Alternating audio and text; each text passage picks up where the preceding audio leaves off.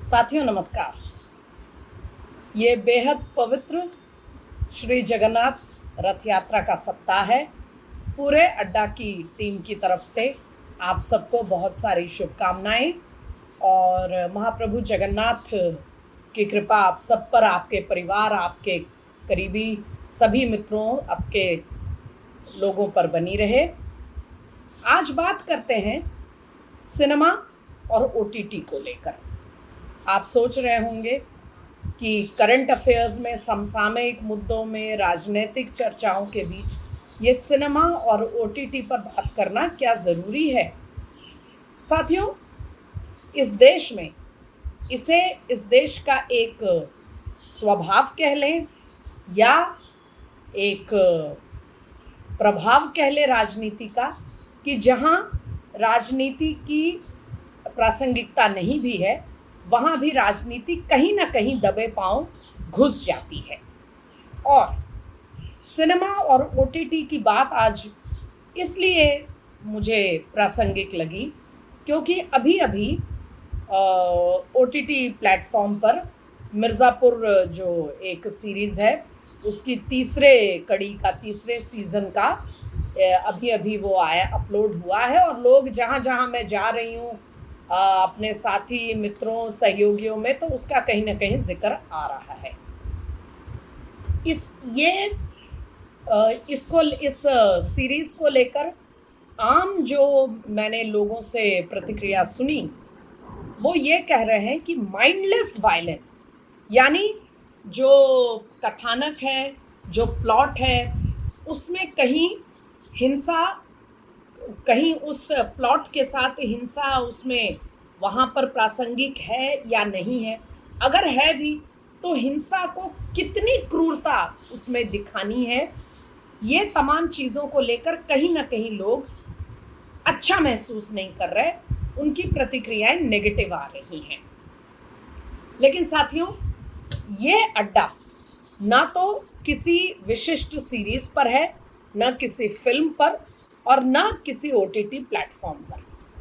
हम आज आपसे जो अपने ऑब्जर्वेशन साझा करना चाहते हैं, वो इस बात को लेकर है कि बिहार और यूपी, विशेषकर पूर्वांचल का क्षेत्र, कभी कभी पश्चिमी उत्तर प्रदेश, उसका हमारी फिल्मों और आजकल वेब प्लेटफॉर्म्स पर ये जो उसका पोर्ट्रेयल है, जिस रूप में उसको दर्शाया जाता है, उसको लेकर हम आज ज़रूर गंभीरता से बात करना चाहते हैं। साथियों, आप तमाम ओटीटी प्लेटफॉर्म्स को उठाकर देख लीजिए, और सिनेमा तो आप दशकों से देखते आ रहे हैं, वहाँ भी देख लीजिए। अगर गुंडाइज़म की बात होगी, बाहुबलियों की बात होगी, हिंसा की बात होगी, अगर राजनीति और हिंसा के बीच गठजोड़ की बात होगी, इस तरह का कोई भी प्लॉट आएगा तो उसकी पृष्ठभूमि, उसका जो बैकग्राउंड है, वो कहाँ होगा? बिहार या उत्तर प्रदेश, आमतौर पर पूर्वांचल का क्षेत्र होगा। कभी कभार यदा कदा पश्चिम उत्तर प्रदेश के किसी ज़िले को दिखा दिया जाएगा, जैसे ओमकारा में पश्चिम उत्तर प्रदेश के राजनीति और हिंसा को दर्शाया गया था। अब आप कहेंगे कि इसमें आपत्तिजनक क्या है? बिहार यूपी में यही सब होता रहता है। होता है, लेकिन आप ये भी देखिए कि ज़रा कुछ और राज्यों पर नज़र डालते हैं, और ख़ास करके हालिया जो स्थितियां हैं, उन पर तो हमें ज़रूर नज़र डालनी चाहिए। शुरुआत करते हैं पश्चिम बंगाल से। साथियों, जो क्राइम रिकॉर्ड्स ब्यूरो का डाटा है, हर तरह का डाटा आप उठाकर देख लीजिए, और आप ग्राउंड की रिपोर्टिंग को भी देख लीजिए। भारत में पश्चिम बंगाल के खाते में ये रिकॉर्ड है कि पॉलिटिकल मर्डर्स, राजनीतिक मकसद से की गई हत्याएं, इस देश में सर्वाधिक संख्या पश्चिम बंगाल की है। दशकों से होता था, और पिछले कुछ सालों में तो ये चरम पे पहुंच गया है। और दूर क्यों जाना, अभी लोकसभा के चुनाव के बाद जो हिंसा हुई है उसको आप देख लीजिए। आज भी सड़कों पर एक महिला को पीटे जाने का वीडियो आया है। इससे पहले हम पश्चिम बंगाल की स्थिति पर हाल ही में आपको एक अड्डा में आपसे हम और आप चर्चा कर चुके हैं। तो ये हुई बंगाल की बात। क्या बंगाल हमारे बॉलीवुड वालों के, हमारे ओटीटी के जो कहानियाँ लिखने वाले हैं, कथानक लिखने वाले हैं, प्रोडक्शन करने वाले हैं, निर्देशन करने वाले हैं, उनको दिखाई नहीं देता? आइए आगे चलें। पंजाब, आज पंजाब में अगर आप वहाँ की एक डोमिनेंट विचार, एक डोमिनेंट धर्म और उस धर्म का ठेका लेकर सड़कों पर खुलेआम मारकाट करने वाले एक तबके की बात करें या ना भी करें, तो आज पंजाब में हिंसा और विशेष रूप से पॉलिटिकल मर्डर्स एक रोज की बात बन गई है। जब आम आदमी पार्टी की भगवंत मान की सरकार बनी तो सदन में वहाँ के विपक्ष का ये आंकड़ा था कि चुनाव होते ही जो एक हिंसा का एक ताबड़तोड़ एक वो सिलसिला चला, उसमें 21 दिनों में 19 राजनीतिक हत्याएं हुई थी। और अब तो ये बात भी पुरानी हो गई है। और सिर्फ पॉलिटिकल मर्डर पे ही क्यों हम जाएं, आज ड्रोन से हथियार पहुंचाने हैं, आज घर घर में ड्रग्स पहुंचाना है, ड्रग्स का धंधा, ड्रग्स का कंजम्पशन और ड्रग्स से जुड़े जो तमाम अपराध होते हैं। साथियों, राष्ट्रीय अखबारों तक तो ये बातें पहुंचती नहीं। पता नहीं वो कौन लोग हैं जो इन्हें पहुंचने से रोक लेते हैं। मेरा अंदाज़ा है बड़े ताकतवर होते होंगे। लेकिन पंजाब के स्थानीय आप न्यूज़पेपर्स, उनके पन्नों को देखिए, चाहे वो पंजाबी भाषा के अखबार हों या हिंदी या अंग्रेज़ी के, आप उसमें पाएंगे कि आज एक नई और बहुत ही भयावह समस्या पंजाब में उठ रही है। और इसमें सबसे दुखद और चिंताजनक स्थिति ये है कि ये हमारे युवाओं, यंगस्टर्स से जुड़ी हुई है, और वो है ड्रग ओवरडोज से मृत्यु।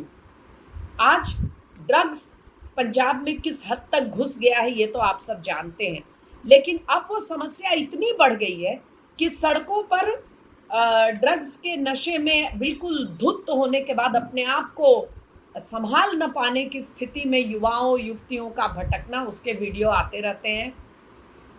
और अब तो आए दिन पंजाब के अखबारों में ड्रग ओवरडोज से मौत होने की खबरें आ रही हैं, युवा मर रहे हैं, उनके परिवारजन को समझ नहीं आ रहा क्या करें। क्या ये कोई विषय है या नहीं है?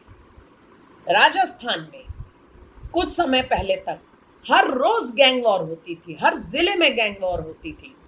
कभी आपने इस पर कुछ देखा?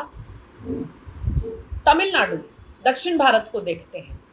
तमिलनाडु में राजनीतिक हत्या ऐसी स्थिति पे पहुंच गई है कि वहां कहा जा रहा है कि पुलिस की भी समझ नहीं आ रहा कि इसको कैसे रोके, और कोई ना कोई किसी न किसी रूप में डायरेक्टली इनडायरेक्टली या तो सत्ताधारी दल के लोग उसमें जुड़े पाए जाते हैं या उनके द्वारा पोषित जो लोग हैं वो। और आगे चलते हैं केरल। केरल में मुख्यमंत्री के कार्यालय से लेकर और निचले स्तर तक गोल्ड स्मगलिंग हर किसी को अपनी चपेट में ले चुका है, और इस धड़ल्ले से स्मगलिंग हो रही है। और लोगों के एयरपोर्ट्स पे, पोर्ट्स पे लोगों के शरीर के ऐसे ऐसे अंग से सोना निकल रहा है कि यहाँ कहना भी संभव नहीं है मेरे लिए। तो ड्रग्स का खुला कारोबार, ड्रग्स से पनपने वाले, ड्रग ट्रेड से पनपने वाले तमाम अपराध, खुलेआम सड़कों पर राजनीतिक हत्याएं, घेर घेर कर लोगों को पूरे दिन दहाड़े। दूसरी ओर कई कई राज्यों में, बंगाल में चले जाएं, वहाँ देख लें, करप्शन की इंतहा, वो एक अलग स्थिति है। हिंसा, गैंग वॉर, ये तमाम चीज़ें भारत के कई राज्यों में अपनी जड़ बना चुकी हैं और समाज व्यवस्था इससे लड़ रही है, लेकिन ये काबू नहीं हो रहे हैं। बहुत ही चिंता की स्थिति है। लेकिन ये सच्चाई है, इसको नकारा नहीं जा सकता। एक बात बताइए साथियों, कभी आप भी सोचिए कि लगातार फिल्मों में और आजकल वेब सीरीज में ये तमाम जो कुछ चल रहा है देश में, क्या ये इन लोगों को नजर नहीं आता? ये जो फिक्सेशन है यूपी बिहार के साथ, इसका कारण क्या है? एक तो कारण ये है कि हम यूपी बिहार वाले ऐसा समझते हैं कि हमें अपने पक्ष में कुछ भी अच्छा दुनिया को बताने के लिए नहीं है, तो इसी गैंग वॉर को, बाहुबलियों को, ये हिंसा को जो दिखाया जाता है, हम उसी में बहुत अच्छा महसूस करते हैं कि क्या जबरदस्त दिखाया जा रहा है। कौन से बिहार या पूर्वांचल के गांव में बंदूक की नोक पे इतने छोटे छोटे 2 पीस ड्रेस पहन करके लड़कियों को डांस करते हुए आपने देखा है? लेकिन हर जगह दर्शाया जाता है और हम इसी में खुश हो जाते हैं कि चलो कहीं ना कहीं बिहार यूपी को मौका मिल रहा है। लेकिन एक फिल्म आई थी उड़ता पंजाब, जिसमें पंजाब में ड्रग्स की समस्या को सामने, दुनिया के सामने लाने का प्रयास किया गया था।